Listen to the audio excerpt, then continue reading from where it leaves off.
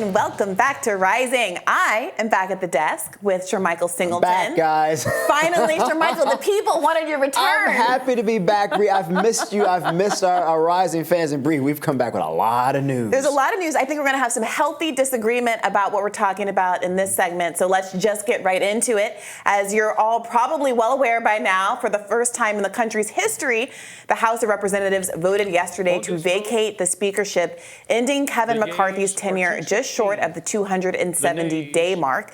In the end, the vote came out 216 to 210, with 208 Democrats joining the 8 rebel Republicans breaking rank. McCarthy spoke from outside the House floor shortly after the vote yesterday. Let's take a look. My goals have not changed. My ability to fight is just in a different form. You need 218.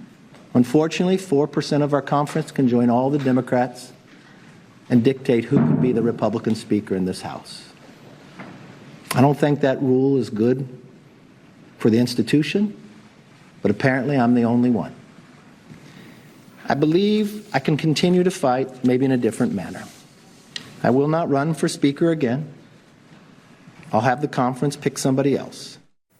And joining the Democrats, they did. Freedom Caucus member Matthew Gaetz faced boos from all sides of the aisle when he called out the Speaker for kowtowing to private interests.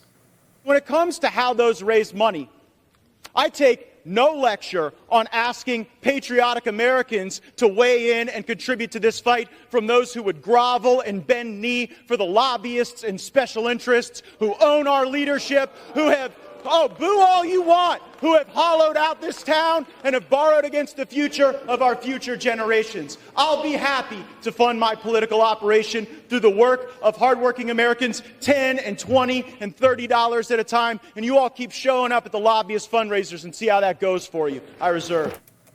So the Biden administration weighed in on the ousting yesterday in a statement reading, quote, President Biden has demonstrated that he is always eager to work with both parties in Congress in good faith on behalf of the American people, because the urgent challenges facing our nation will not wait. He hopes the House will quickly select a speaker. Okay, so I want to just characterize how this is sort of being covered, and then I want to get your read on it. Yeah. I think broadly speaking, Republicans, many Republicans, establishment Republicans, not the Freedom Caucus Republicans that Matt Gaetz is a part of, but establishment Republicans are saying this is a bunch of rebels who joined forces with Democrats in a way that is undermining to them and demonstrates their lack of solidarity with the broader Republican core interests to oust a speaker who was doing his job. And they're trying to tie this to the Democrats. The Democrats are saying this has nothing to do with us. Our job is not to step in and save an unpopular conservative speaker. Republican leader, the Republican majority is supposed to nominate the speaker. Of course, we're going to nominate our own speaker, Hakeem Jeffries, or whoever we want on the left-hand side of the aisle. This is your guys' problem. Don't stick it to us. The piece of this that I think is getting left out of the discourse is that there is a portion of the left that is very excited to see this power demonstrated, because this is exactly the kind of force the vote moment that people were advocating for a handful of squad members to do to Nancy Pelosi back in 2021. And at that time, many gatekeepers on the left insisted that they could not do this very maneuver that we've now seen demonstrated for the first time in history. And it seems to be a reflection of the real power a minority caucus can have in Congress to effectuate its ends, even if the progressive ends and the ends of Matt Gaetz are different. So I want your take on this. You know, I'm not happy about this. I mean, I know Kevin McCarthy. I think he's a good man. Many of my closest friends worked for the former speaker. I think Kevin McCarthy has a successful track record of helping Republicans get elected, which is a part of the job, of supporting Republican challenger candidates. That is a part of the job. And I can't ever imagine, it's unfathomable to me, to imagine Democrats, with the help of Republicans, ousting a Democratic leader. Matthew Gaetz joined Democrats to do this. Democrats didn't have to vote yea on the motion to vacate. They could have voted present, thus lowering the threshold for McCarthy to keep his job. They didn't do that. You cannot have a minority take hostage the majority. 200 plus members, 96% of Republicans wanted Kevin McCarthy. And his argument that McCarthy kept breaking promises isn't true. Saturday, McCarthy agreed and supported the 8% reduction in spending that the majority of Freedom Caucus members supported, including Thomas Massie, who supported the Speaker. He was going to negotiate that with the Senate. McCarthy said, if you want funding for Ukraine, fine, but you got to give me funding for the border, which was what most members wanted. Gaetz said, no, we're not going to do that. The Senate said, well, this is what we're approving. You got to get it passed. McCarthy didn't want to shut down the government because he realizes what history or precedent indicates, and that is that the party in charge of a shutdown is usually blamed electorally. He was attempting to prevent that. And so to me, this was a disastrous idea. We have a 4-seat majority. 18 Republicans sit in districts that Biden won. Bree, I know many of them. Many of them may lose next year. So talk about preserving a Republican majority. Yeah, goodbye. Thank you, Matthew Gaetz. Yeah, I mean, I understand why Republicans are upset, but this is politics. At the end of the day, whether or not you agree with Matt Gaetz' goals, and I want to be really clear, I largely do not, except for I have to point out that it's a real bad showing for progressives, for Matt Gaetz to be, whether it's just pomp and bluster and bad faith, he is making the case, one, as we just saw in that earlier clip, against the corruption of both caucuses, talking about how many of their political decisions are being driven by their donor base as opposed to their voter base, which gets boos, ironically, on the House floor in a way that I think, frankly, shores up the credibility of what he's saying, regardless of if it's good faith and regardless of if he personally takes corporate money as well. But then to also be connecting that to this issue of the war in Ukraine, which a majority of Americans do not support additional funding to. And for him to be the one grandstanding in bad faith or not, to be making that case and saying that's the fulcrum on which all of this pivots, and to not be able to get any kind of aisle crossing and solidarity from the progressives in the House who ostensibly agree with him, who for a less than 24-hour period signed their names to a letter saying that we need to be pushing for negotiation in Ukraine. What was that? Was that last summer at this point? But it was quickly slapped down by Democratic leadership. For there to be no solidarity of interest there at the same time that the Democrats are bragging about the fact that their party would never show that kind of agitation, never show that kind of energy. Those progressives who herald themselves as the squad would never dare step to Nancy Pelosi and threaten to withhold their vote for her, and who are now bragging about voting in lockstep for Hakeem Jeffries, who literally has a super PAC that was aimed toward dethroning, unseating progressives, even when they're incumbents. And he said he wanted to protect the interests of incumbents. It really does show how power works in Washington and how Matt Gaetz figured out the real power that comes with a narrow majority. And it is, in fact, I'm sorry, that's the way the cookie crumbles. No, I don't. Incumbent on everybody else to negotiate with him. No, you're right. And as much as I dislike it, it is par course. It's part of the course. And the next speaker, whomever the heck it's going to be, is going to have to deal with that. We have an impending government shutdown in 43 days. The Senate is not going to agree to anything that doesn't include funding for Ukraine. They got to figure that out.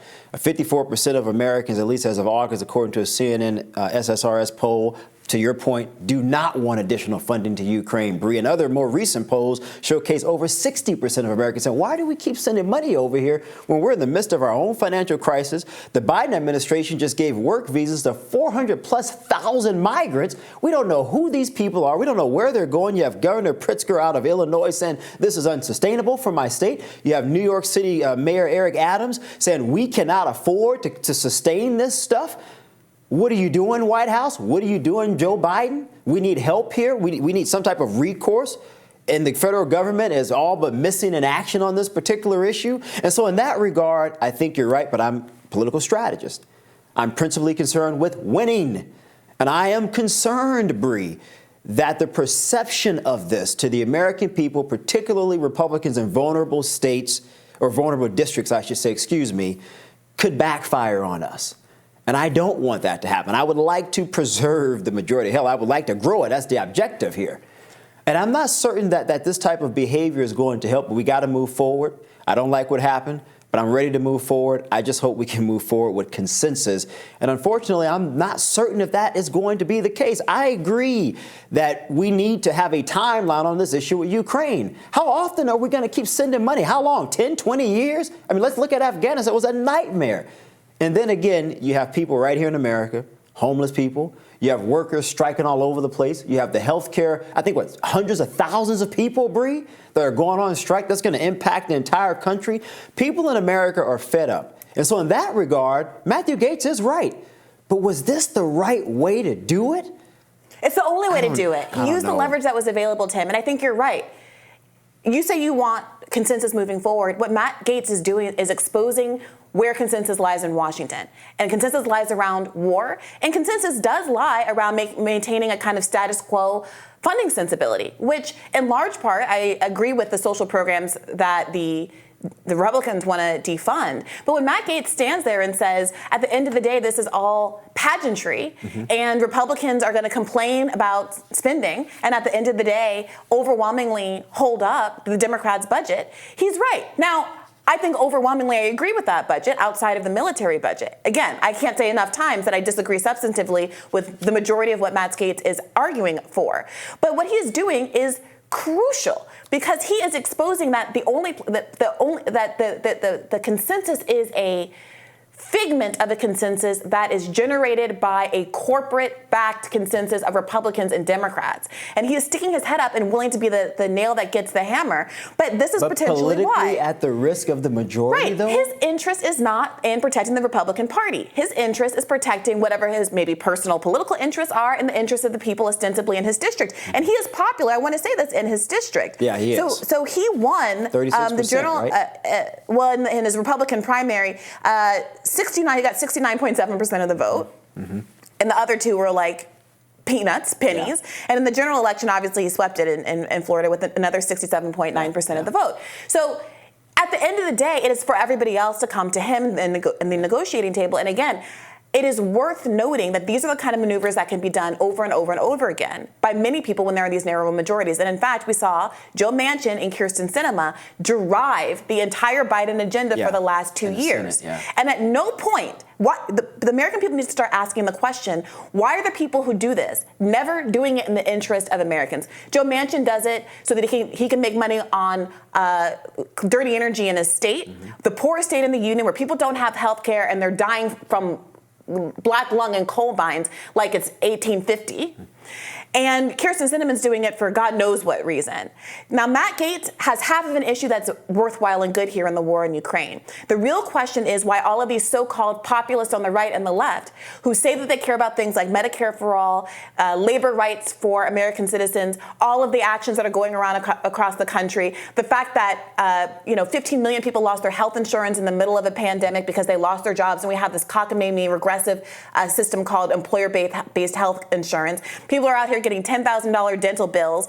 There's $80 billion could have eliminated medical debt. $80 billion. Yeah, well, that $80 billion went to Zelensky. It went to Zelensky. And are Republicans advocating to bring that money home and spend it on canceling medical debt? They're not. And we have to be really clear about that. But what this episode, I think, demonstrated to us is that they could. Well, that's a fair point. That is a fair point. And I actually cannot disagree or argue with that, Bree.